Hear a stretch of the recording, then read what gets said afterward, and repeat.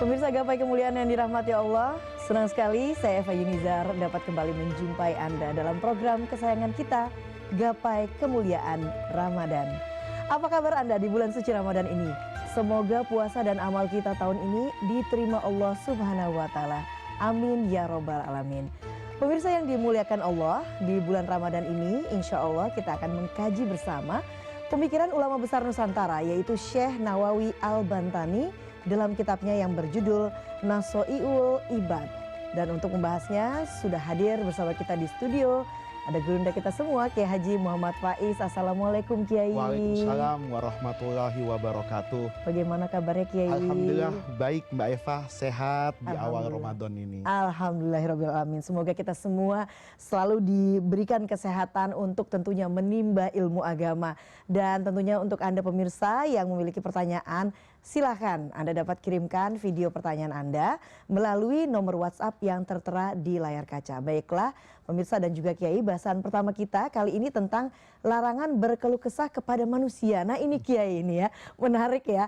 Waduh saya jadi bingung nih Kiai ya. Mengapa sebetulnya kalau kita ini berkeluh kesah tentang kesulitan yang kita hadapi kepada sesama manusia itu dianggap sikap yang keliru dalam Islam dan dianjurkan untuk berkeluh kesah kepada Allah. Bagaimana memaknainya Kiai?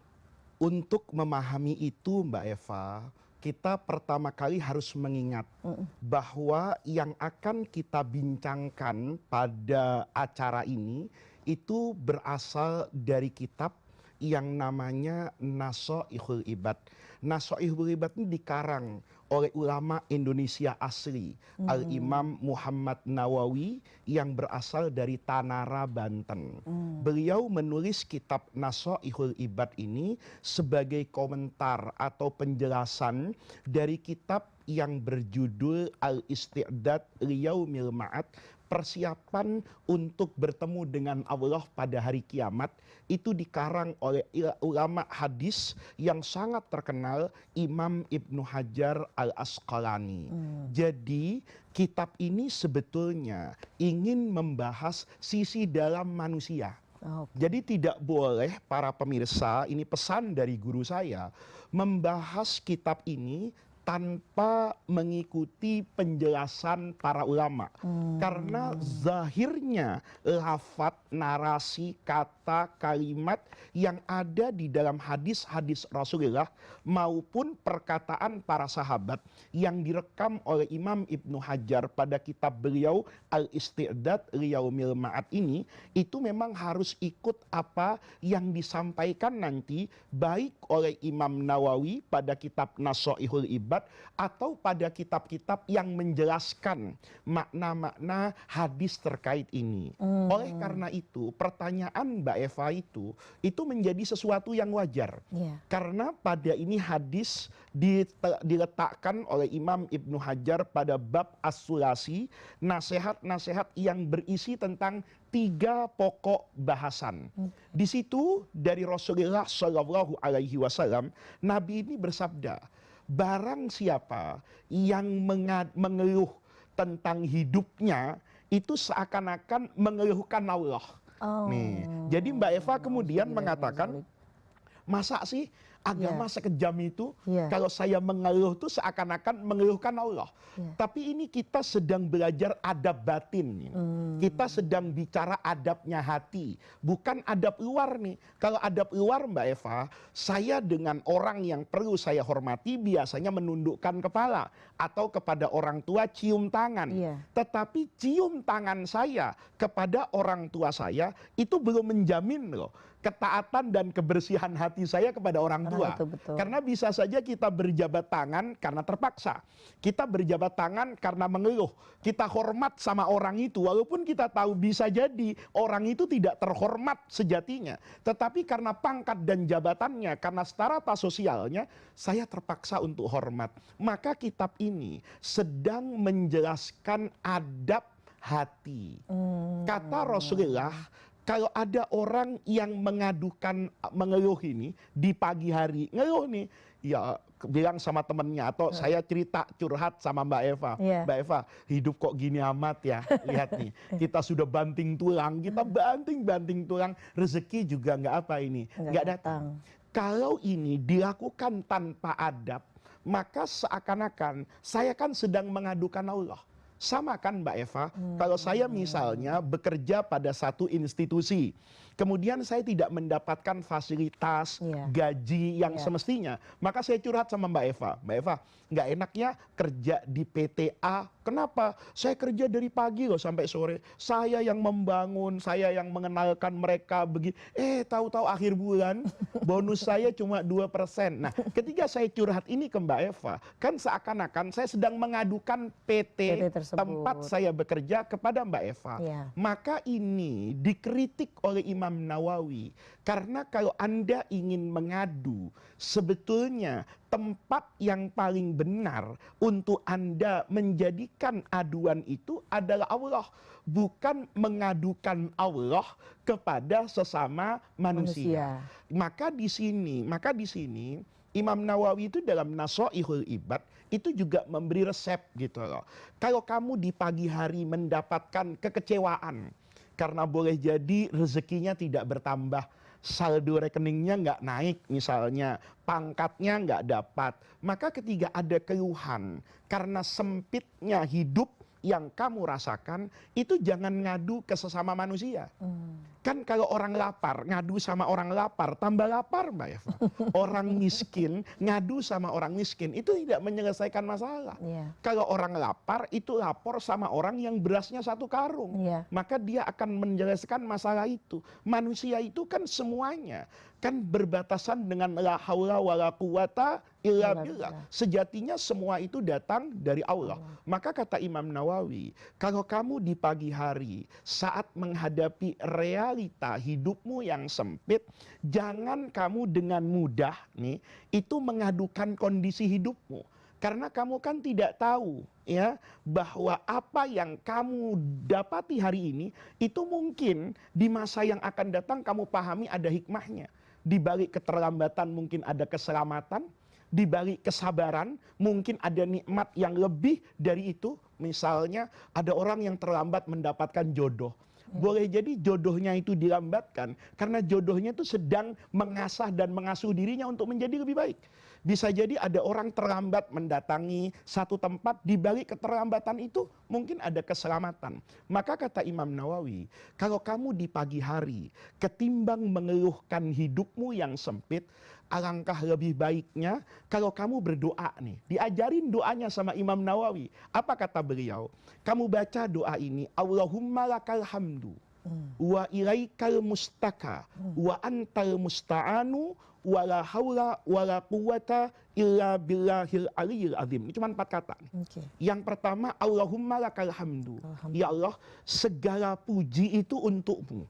Ya, pujian itu Mbak Eva, baik pekerjaan itu berdampak kepada saya atau tidak berdampak kepada saya. Beda dengan syukur.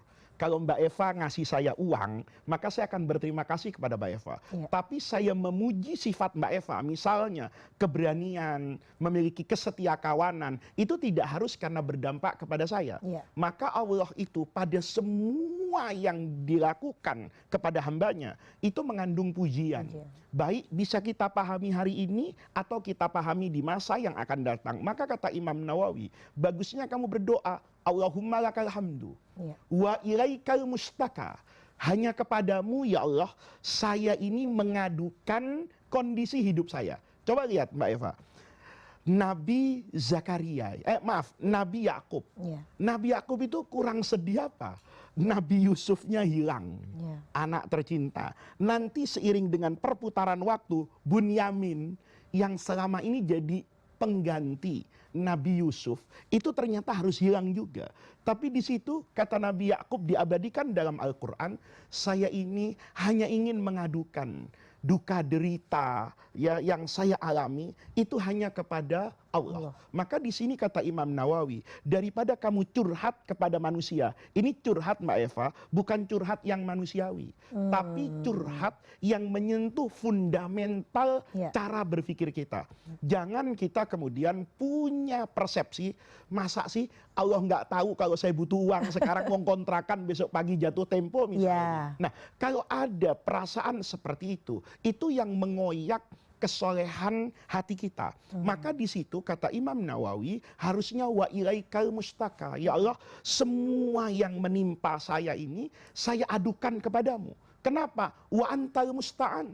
Karena hanya kepadamu lah sejatinya manusia itu pantas untuk meminta pertolongan. Saya minta pertolongan kepada orang kaya. Kalau orang kayanya bangkrut, saya juga jatuh. Iya.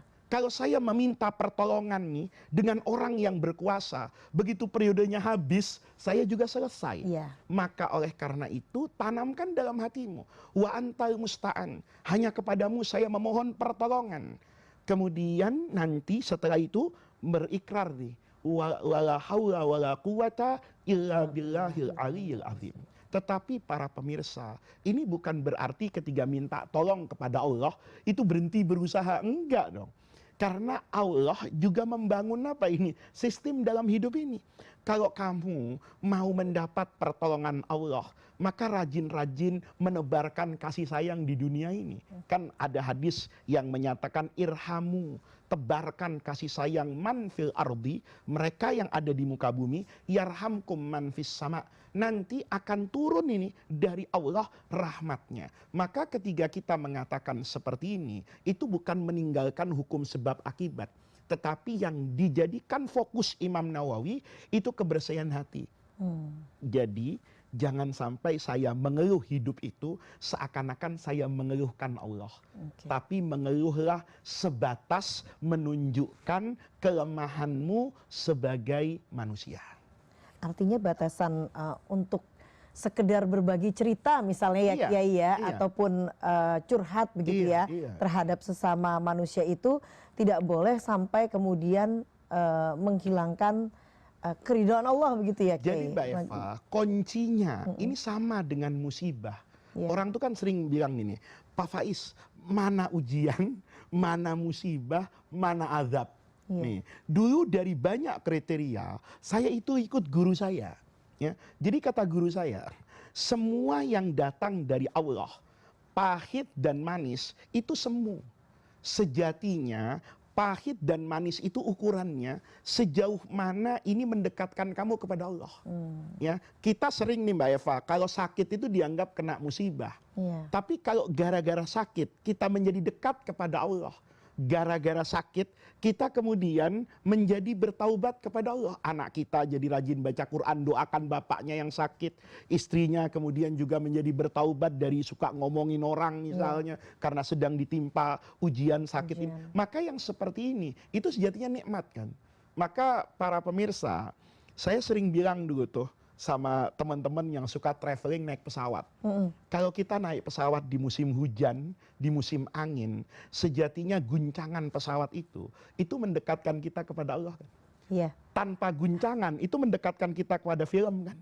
Coba, kalau kita di pesawat, ya kan, pesawatnya nyaman, udaranya nyaman, itu bahkan lupa berdoa, Mbak.